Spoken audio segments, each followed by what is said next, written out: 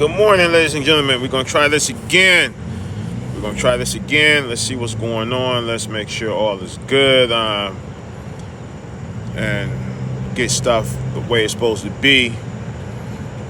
Give a few of you guys a second to get up in here. I don't know what happened, what went wrong with the live.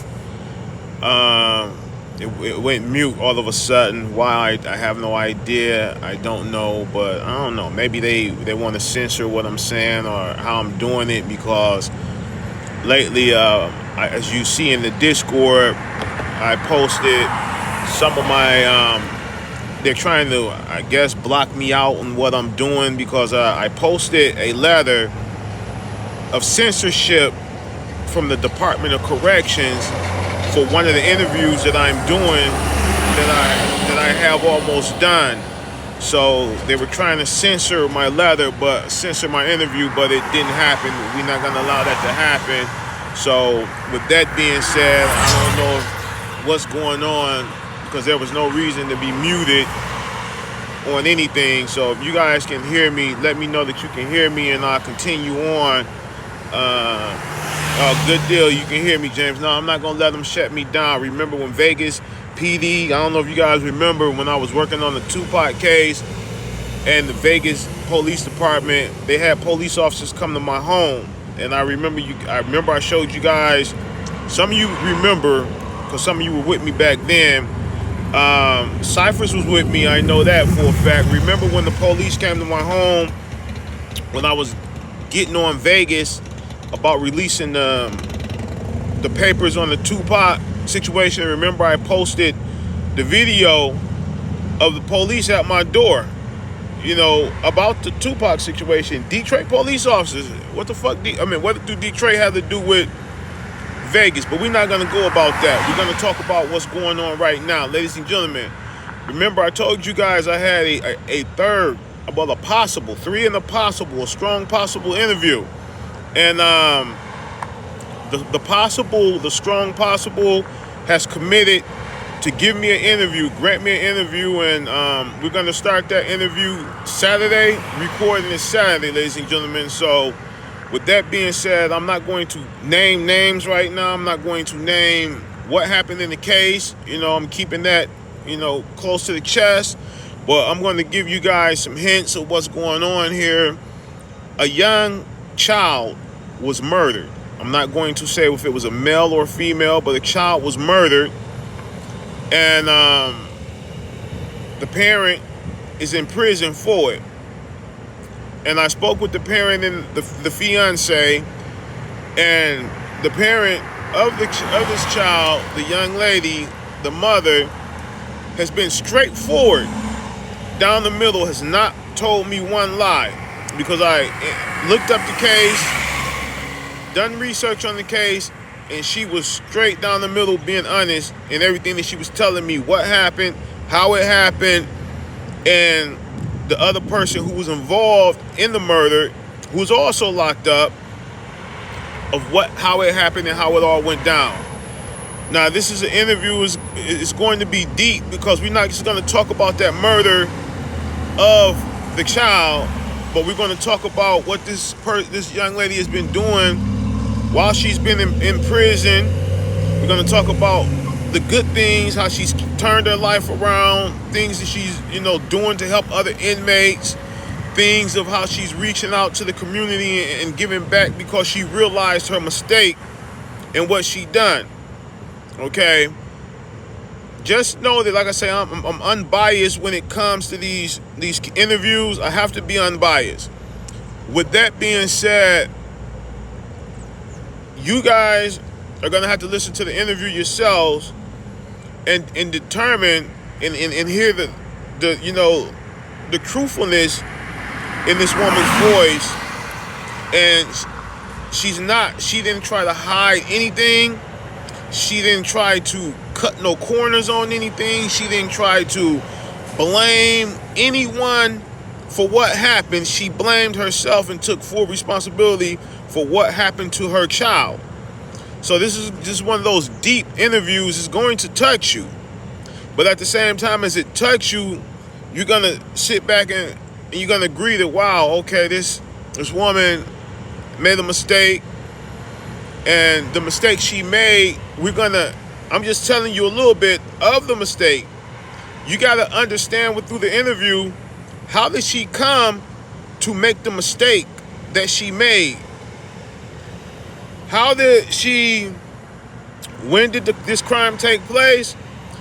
I'm not going to give nobody no information of anything until I am done with this interview. That's all I'm going to tell you. When I'm done with the interview and I got the interview, the last take of the interview recorded, then I will give you information on where did this crime take place. I will name names. I will give you all the details you want, because I'm going to tell you, I've done that in the past, gave information on cases, and certain individuals tried to go back behind me and sabotage the interview and tried to go and get the interview for themselves, but it just didn't work out, and I still ended up getting the interviews and, breaking bread with these people, you know what I'm saying? So with that being said, you just gotta, when you're doing this, I learned you give up a little bit, leave little breadcrumbs, and then it's going to lead up to the big, the big take of it. But with that being said, I'm only going to share certain information with certain loyalties. People that have been loyal to me since day one, you know what I'm saying? And people who have, just been loyal and in my Discord. I'm going to share that with them. What's going on. So if you want to be one of the trustables, you're going to have to fill out an application. You know what I'm saying? You know what? No one is never going to steal my credit. I'm never going to let that happen. No one is never going to sabotage an interview that I'm doing. No one is never going to steal an interview, because I'm going to tell you like this. A lot of these people on here that want to do this, they ain't got the skill to do it, and they ain't got the money to do it, and they don't want to pay what it costs to do these interviews. Just look at it like this. A month. I spend $300 a month, maybe a little bit more now a month, just on phone calls from inmates. We ain't gonna talk about the extra $100 a month that I spend on stamps. You know what I'm saying? The email stamps, just to email a lot of these inmates to get these interviews. So then you gotta you gotta pay. Well, I don't say pay. You gotta donate $100 to the inmate just to get them to do the interview. You know what I'm saying?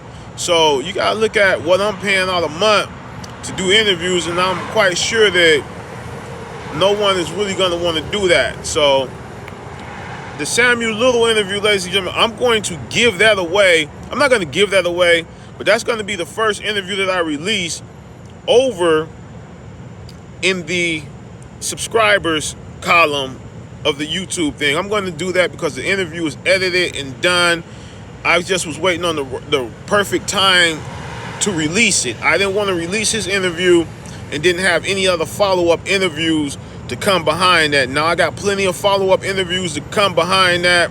So we working. Like I say, when I'm quiet, you need to worry, because I'm working. Then when I come back like this and I'm dropping videos, you need to be more worried, because now you know that I done got the job done, and I'm at a point where I'm ready to say I'm loading up all the guns, cocking them, and I'm finna release them all and shoot them. So with that being said, ladies and gentlemen, business is done, but business is getting done, and stuff is being handled. So y'all always remember, I go to the source and I get the source's side of the story, side of the truth. That's what we do. Yes, Samuel Little was originally from Cleveland, Ohio. We talk about that in the interview. We talk about what made him kill all the women that he killed. We talk about certain things and how the police could have caught him a long time ago, but the police wasn't doing their job. We talk about how, in his interview, The police pulled up on him twice with 2 dead bodies in the car. One dead body each time they called him, and they let him go with a dead body in the car. And then he went and discarded the dead body. Just say back in, we're going to say it was in Alabama. He was in Alabama back in 1975, one of them, 75 or 78, somewhere around there. And he had just got through strangling a woman. She was laying dead in his back seat, and the police flashed their lights on him, right? And the police let him go. He told them it was his girlfriend, his wife. They just got through having sex. She was in the back seat of the car. She was asleep. The police went back there, flashed the light on her, and she was out.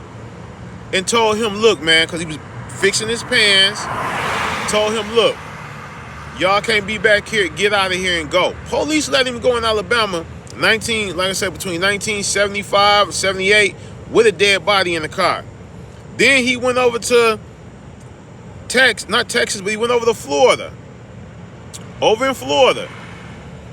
Just got through strangling a woman in Florida. All this is an interview. And Florida PD pulls up on him. They pull up wherever state he was in Florida. They pulled up on him. He said he knew he was cooked. He said he knew he was gone with that one. He said he got out, ran the same line to that police officer, and the police officer told him, hey, man, y'all can't be parked back here. Get on, go do what you got to do. He said the same thing happened, and they let him go. 2 police officers had the time, 2 times, to remove this man off the street back in the 80s. And guess what? He wouldn't have killed the 80-something women that he killed. So we just, that's a deep interview, ladies and gentlemen, and I'm ready to give it up. I was waiting for the right time to release it. I gave you guys little clips of it. I'm gonna give you the full interview. Drop it and be done with it. It's over. One and done with him. So I didn't want to really get much more on to Samuel Little because I'm talking about what I'm doing now. So yeah. So with that being said, ladies and gentlemen, stay tuned. These interviews that are coming this week, this interview is coming this weekend. When I release it sometime, it's going to take us about, I'm going to say, a week or 2 to knock this interview out the ballpark, because there's a lot to this interview, you know what I'm saying? So you guys are going to enjoy the work that I'm doing. And you guys are going to be pleased, and you're going to be proud, and you're going to be able to respect and understand why it took me so long to get back to what I was doing. So listen, I love all you guys. You have a great day. Peace and love to everyone. It's all good. That's all I'm gonna say.